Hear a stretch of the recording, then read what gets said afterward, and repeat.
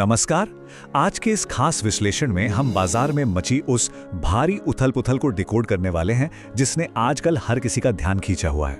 इसे एक तरह का डोमिनो इफेक्ट या चेन रिएक्शन कह सकते हैं। मतलब दुनिया के किसी एक कोने में कुछ घट रहा है और उसकी सीधी चोट हमारी और आपकी जेब पर पड़ रही है। तो चलिए सीधे मुद्दे पर आते हैं। आखिर ऐसा हो क्यों रहा है कि एक तरफ तो सोना रोज नए रिकॉर्ड तोड़ रहा है और ठीक उसी वक्त हमारा रुपया ऐतिहासिक गिरावट के साथ अपने सबसे निचले स्तर पर गिर गया है। सच मानिए ये सिर्फ कुछ आंकड़े नहीं है, ये एक बहुत बड़ी पहेली है कि कैसे अंतर्राष्ट्रीय घटनाएं हमारी घरेलू अर्थव्यवस्था को इस कदर हिला रही हैं। आज की इस चर्चा में हम मुख्य रूप से 5 बातों पर गौर करेंगे। पहला, सोने चांदी की आसमान छूती कीमतें। दूसरा, इस उछाल के पीछे के वैश्विक कारण। तीसरा, रुपए की ऐतिहासिक गिरावट। चौथा, तेल कंपनियों को हो रहा भारी नुकसान। और आखिर में कॉरपोरेट जगत में मची इस हलचल पर एक नजर डालेंगे। तो शुरुआत करते हैं हमारे पहले पॉइंट से, skyrocketing gold silver prices और द सेफ हेवन रश। देखिए, बाजार में जब भी अनिश्चितता या डर का माहौल होता है तो निवेशक एक सुरक्षित पनाहगाह ढूंढते हैं और ऐसे वक्त में सोने चांदी से बेहतर और क्या हो सकता है। जरा इस उछाल पर गौर कीजिए। महज एक दिन के भीतर 10 ग्राम 24 कैरेट सोने की कीमत में 2290 रुपए की जबरदस्त तेजी आई है और इस एक छलांग के साथ ही सोने की कुल कीमत 1.50 लाख रुपए के उस ऐतिहासिक आंकड़े को पार कर गई है जिसके बारे में कुछ वक्त पहले तक सोचना भी नामुमकिन सा लगता था।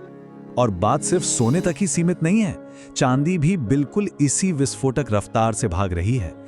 एक ही दिन में चांदी की कीमत में पूरे 4031 रुपए की भारी बढ़ोतरी दर्ज की गई है। इस बड़ी छलांग को मिलाकर अब चांदी लगभग 2.40 लाख रुपए प्रति किलोग्राम के स्तर तक पहुंच गई है। ये आंकड़े वाकई हैरान करने वाले हैं। और ये बात प्रमुख शहरों के इन ऐतिहासिक आंकड़ों से बिल्कुल साफ हो जाती है। अब दिल्ली को ही ले लीजिए। 24 कैरेट सोने का भाव यहां 1,50,810 रुपए पर पहुंच गया है। मुंबई में यह 1,50,660 रुपए और चेन्नई में 1,51,640 रुपए हो गया है। जरा सोचिए, सर्राफा बाजारों में ग्राहकों और व्यापारियों पर इस वक्त कैसा असर पड़ रहा होगा। चलिए अब आगे बढ़ते हैं और इस उछाल के वैश्विक कारणों यानी ग्लोबल रीजंस को अनपैक करते हैं। आखिर अचानक से सोने की तरफ ये भागदौड़ क्यों मची है? इसके पीछे के ट्रिगर्स क्या हैं? इसे HDFC सिक्योरिटीज के सौमिल गांधी के एक बेहतरीन विश्लेषण से समझते हैं। उनका कहना है कि सोने की कीमतों में जो रिकवरी आई है उसे मुख्य रूप से कमजोर डॉलर और अमेरिकी बॉन्ड यील्ड के घटने से सपोर्ट मिला है। आसान भाषा में कहें तो जब डॉलर कमजोर होता है तो निवेशकों के लिए सोना एक बेहद आकर्षक और मुनाफे वाला विकल्प बन जाता है। तो अगर हम इस पूरी वैश्विक उथल-पुथल का निचोड़ निकालें तो हमारे सामने 3 मुख्य बातें आती हैं। पहली, मिडिल ईस्ट में जो भू राजनीतिक तनाव चल रहा है उसने ग्लोबल सप्लाई चेन को बुरी तरह से बाधित कर दिया है।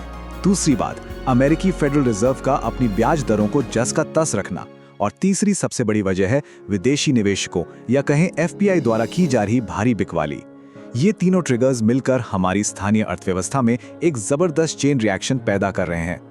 अब बात करते हैं रुपए की ऐतिहासिक गिरावट यानी करेंसी और फ्यूल क्रंच की। इस वैश्विक अशांति का असर सिर्फ सोने चांदी तक सीमित नहीं है, इसका बहुत भारी प्रहार हमारी घरेलू मुद्रा पर भी हुआ है। यहाँ जो सबसे अहम बिंदु है वो ये है कि इस वक्त हम एक दोहरी मार झेल रहे हैं। एक तरफ मिडिल ईस्ट में जारी तनाव की वजह से कच्चा तेल आयात करना बहुत महंगा होता जा रहा है और दूसरी तरफ ठीक उसी समय हमारा रुपया $1 के मुकाबले 95.20 के ऐतिहासिक निचले स्तर पर आ गिरा है। आसान शब्दों में समझें तो तेल लगातार महंगा हो रहा है और उसे खरीदने के लिए हमारे रुपए की ताकत तेजी से घट रही है।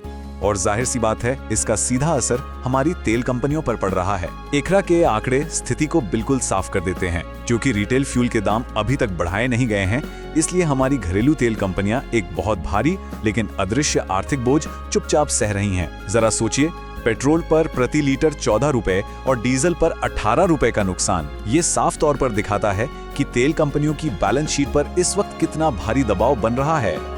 लेकिन रुकिए, ये छिपा हुआ दबाव सिर्फ पेट्रोल पंपों तक ही सीमित नहीं है। महंगे कच्चे तेल की वजह से सरकार को रसोई गैस यानी एलपीजी पर 80,000 करोड़ रुपए की भारी सब्सिडी का बोझ उठाना पड़ रहा है। इसका सीधा सा मतलब है कि ये आर्थिक संकट अब हर घर की रसोई तक पहुंच चुका है। अगर हम इसे अर्थव्यवस्था के लिए महंगाई का एक टिक टिक करता हुआ टाइम बॉम्ब कहें तो बिल्कुल गलत नहीं होगा। चलिए अब आते हैं कॉरपोरेट जगत में मची इस हलचल पर, यानी द कॉरपोरेट रिपल्स।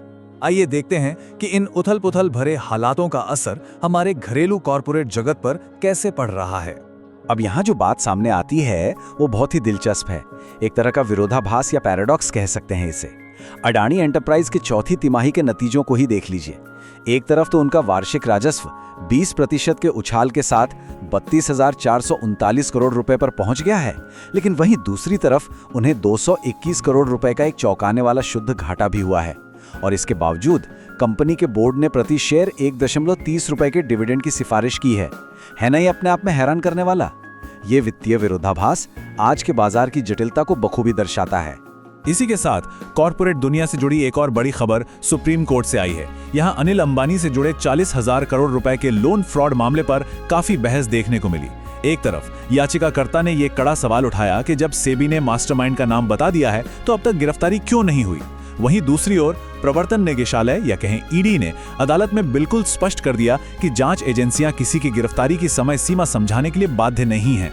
ये पूरा मामला कॉर्पोरेट गवर्नेंस और कानूनी जवाबदेही के लिहाज से बहुत अहम बना हुआ है। तो आज के इस पूरे विश्लेषण के बाद हम एक बहुत ही गंभीर मोड़ पर आ खड़े हुए हैं। एक तरफ आसमान छूता सोना है, दूसरी तरफ लगातार गोता लगाता हुआ हमारा रुपया, और इन सब के बीच तेल कंपनियों का वो छुपा हुआ भारी नुकसान। ये सारी कड़ियां मिलकर एक बहुत बड़ा सवाल खड़ा कर रही हैं। आने वाले दिनों में देश भर की महंगाई पर इसका असर कितना भयानक होने वाला है। क्या हम एक बहुत बड़ी आर्थिक चुनौती की दहलीज पर खड़े हैं? खैर, जो भी हो, इन अहम रुझानों पर नजर बनाए रखना अब पहले से कहीं ज्यादा जरूरी हो गया है। आज के इस विश्लेषण से जुड़ने के लिए आपका बहुत बहुत धन्यवाद।